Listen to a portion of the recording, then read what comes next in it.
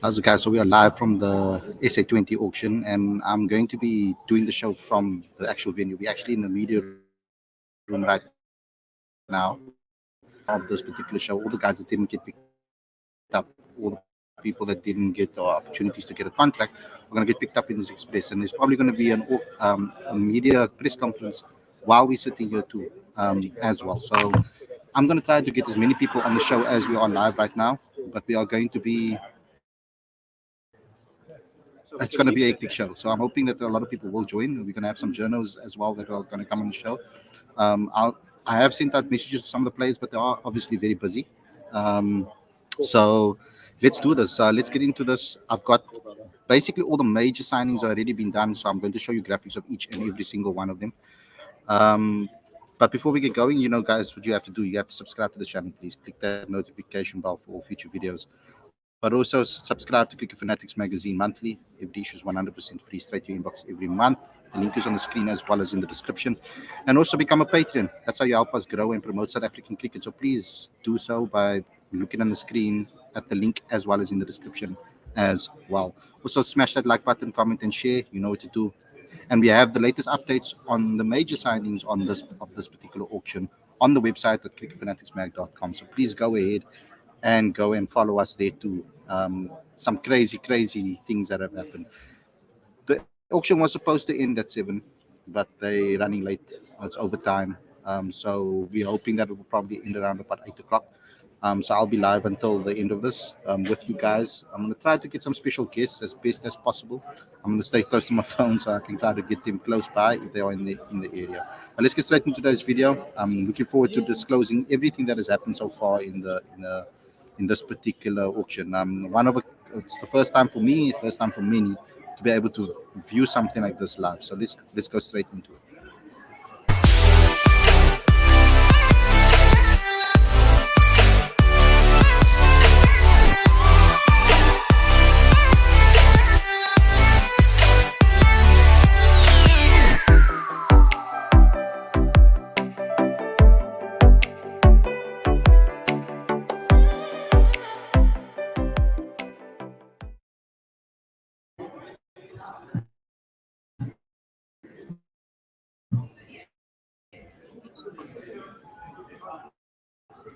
Fanatics Magazine.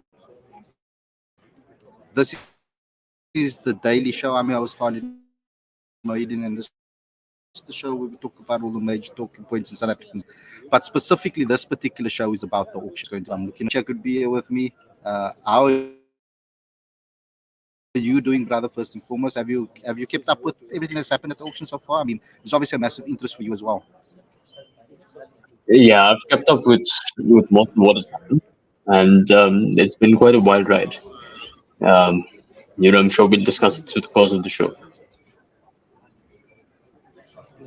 Mm-hmm. Yeah, I mean, there's a lot of things to talk about. I mean, I'm connected to the Wi-Fi here at the moment, so I don't know if it is how the quality is. Is it busy buffering at the moment? Or am I? Okay, I don't understand why. I am connected to the Wi-Fi. Let me see if I can change the connection. Wait, you're fine now. You're fine now. Keep going. Keep going. You're not bad. Oh.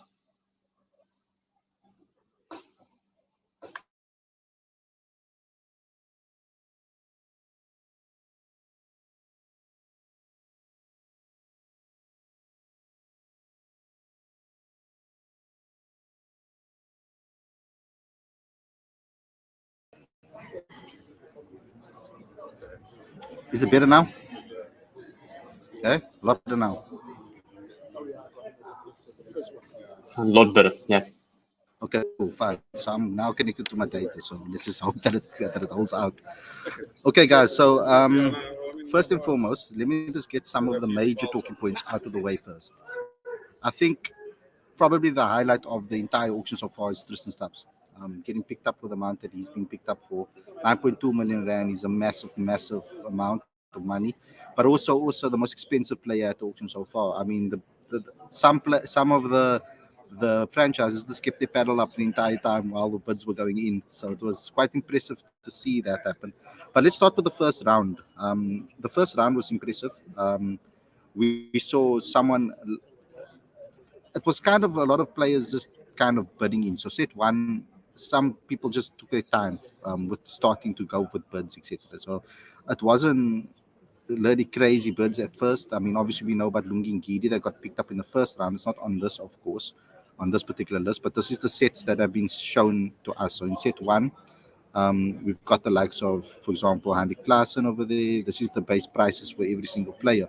So when you're looking at the different sets, etc., it's very interesting to see how much the players obviously went for. So this was the base prices um, for each individual player that was at this particular auction. But I think what's more important to me is the guys that got sold for big money. So I'm gonna explain that to you guys right now to show you guys what we've done on our website, just to give you guys an indication of how we kept up with everything. Um, but on cricketfanaticsmag.com, if you go to cricketfanaticsmag.com, you'll be able to see the major signings that took place. Of course, we try to keep you up to date with everything on our Twitter feed. So if you guys do follow us on Twitter, it's a great opportunity for you guys to stay up to date with everything that's happened. But for me, when Lungi Ngudi kind of set the precedent for everybody, the first bid was in. It was a massive bid, of course, for South African to go for that amount of money. But it kind of set the tone for how much players are going to go if they're going to go for big money. So Lungi Ngidi was picked up first in this particular auction. Um, just to give you an indication of how it actually went. Um, Things are really slow this side. First time I'm doing this live. So Lungi Ngidi went to the Paul Rocks for 3.4 million. A massive signing, I think, for the Rocks. I think the Rocks did some excellent job, excellent work over here actually. When you look at the way they've done things, obviously focusing on specific plays that they're looking at. But what's your thoughts on Lungi going for 3.4 million, Aditya? I think if you look at Lungi Ngiri's price should be viewed in the context of how the rest of the auction has gone. And it tells you how much they value experience, international experience, other leagues experience, and Lungi Ngiri's skill as a T20 bowler for him to go at that price. Because what happens typically in an auction that the initial bids tend to go far lower than expected because people typically want to save up, for other categories and so on. So I felt like uh, Lungi Ngiri being the first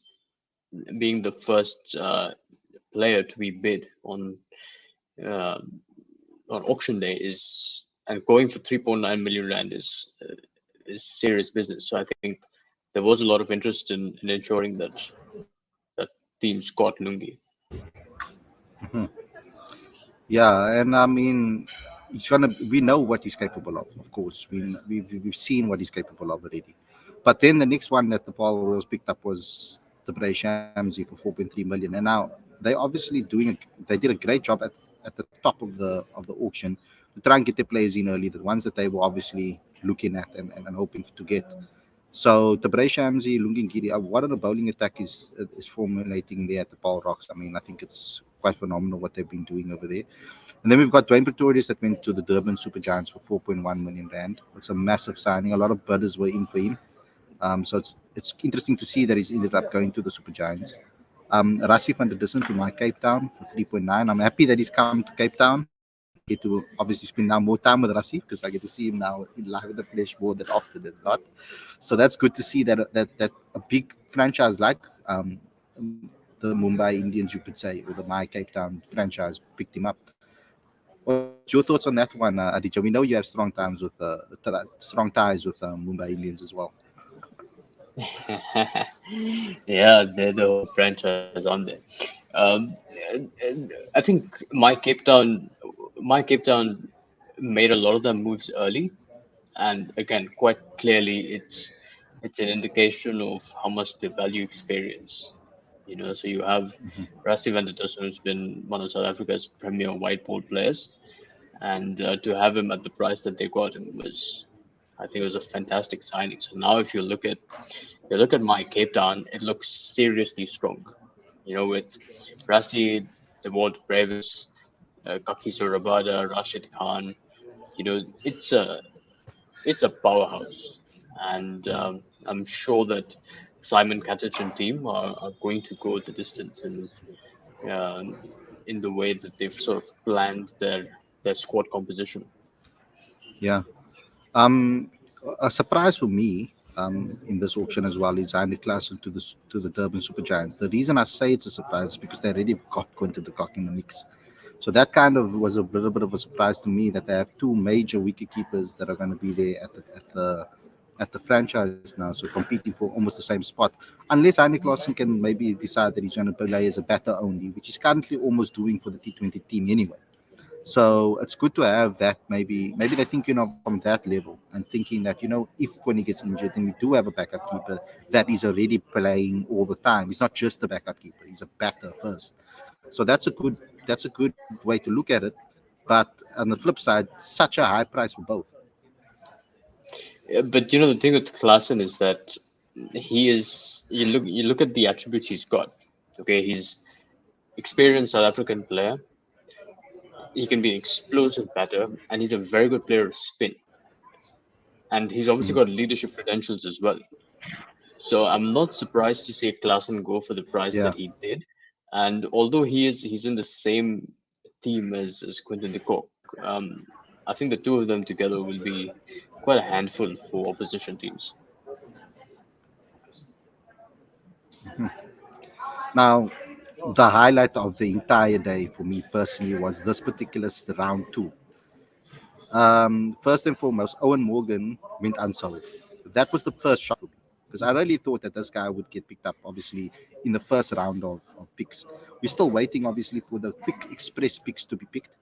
And once that all happens, of course, I will do a second show about this, obviously, trying to get players also interviewed because a lot of them are going to be so busy with having supper and celebrating tonight. A lot of them have cancelled because of that. Actually, messaged me personally to say that they can't because they're going out for supper, etc. So I'll try to get a hold of them, obviously, in the week and bring them on a little bit by a little bit on the show every single day, maybe do someone. We'll see what happens from that perspective. But I'm going to have to cut this obviously short as soon as they start the press conference. It's not going to be nice for me to sit here for 30 minutes quiet, so it's not going to work. But this particular set, round two, was the big one for me. 6 out of the 8 players in the first round were South African players, which was a nice thing to see. But then the major second round, Harry Brook went to the Joburg pickings for 2.1 million, the first overseas player sold. But then came the big guns. Riley Rousseau. I thought he was going to be the most expensive player in this auction so far, and it wasn't. 6.9 he went for, and then something spectacular happened. Tristan Stubbs for 9.2 million rand, most expensive player at the tournament. The way people were bidding for him, it was incredible to actually see it in person, to sit there and watch them actually put up those paddles, etc.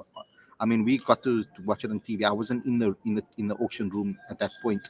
I was in the auction room. Everybody got an opportunity actually to go and chill, like in bits of in pairs, in groups of 6, could go into the actual auction room where everybody is sitting and auctioning. So we got an opportunity to see behind the scenes. I couldn't take too much footage of it. There was a lot of rules about what you can and can't do, of course, but I got an opportunity to actually sit there and see it. But then came a shock for me. Besides this and stuff going for 9.2 million, Temba Bavuma, the T20 captain for South Africa, went unsold in the first round of picks. Now we're obviously waiting for the quick sales to happen, and you guys will get an update from us if that happens, the quick picks, the quick auctions. But Bavuma going unsold and Andile going unsold was a massive shock for me personally because they are two players that are actually well known in the T20 circulation, in the circuit in T20 kicking in South African domestic scene. So it was quite a shock for me personally. Jason Roy only going for to the Paul Royals for 1.5. That attack at the Paul Royals is ridiculous. I think they've got Josh Butler, I think as well, if I'm not mistaken. So the Royals are going to be ridiculously good, and perhaps one of the teams that I'm going to be looking at is obviously a local team as well. But what's your thoughts on that? Pavuma going unsold is a massive thing. It's something we spoke about before as well, Aditya. We spoke about the possibility of that actually happening. It's not good. It's just not a good look.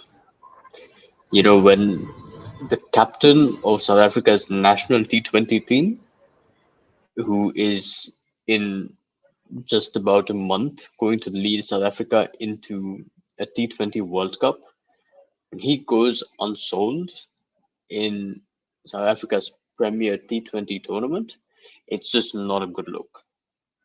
Because you know you have, because it's an indication of how he's sort of viewed as a player. And I think although it is his sort of responsibility to put in the performances, it just doesn't feel right. And I think he'll have to work that much harder than to sort of justify his presence in the T20 World Cup team. But that it's just not, like, the optics are just terrible in my view. The optics have also made it very difficult for us to be able to do things here freely and openly, because there's supper happening after this particular auction. So it is a bit difficult. And I don't know if you guys can hear me, but they're starting now with the notable unsold players. So I'm going to get back to the auction again, guys, to have a look. I just wanted to bring you guys some updates to make sure that you guys know what is going on, what's going up, and who are the big names that got sold. I was surprised that David Bellingham also didn't get an opportunity. But guys, we will do a show, a full exclusive show tomorrow evening, where we break down everything for you from start to finish, so that you guys know what has happened. We will even try to get some interviews on the show as well. I'm going to try my best to do so. Majority of the interviews, if I do any today, is going to be uploaded to this channel. So please subscribe to the channel and hit that notification bell for updates. It's not going to be live interviews like this because it's impossible for me to set these things up. Thanks a lot, everybody, for tuning in. I just wanted to give you a quick update. Keep up to date on cricketfanaticsmag.com so that you can get all the updates on who's being sold and what's happening. Thanks a lot, everybody, for tuning in. I'll see you guys again tomorrow with another daily show, and keep up to date with some interviews that we will be doing if I do get an opportunity to do so. But thanks a lot, guys. And I'll see you guys again tomorrow for another show. Take care, everybody. Thanks, Aditya. See you guys very, very soon. Peace out.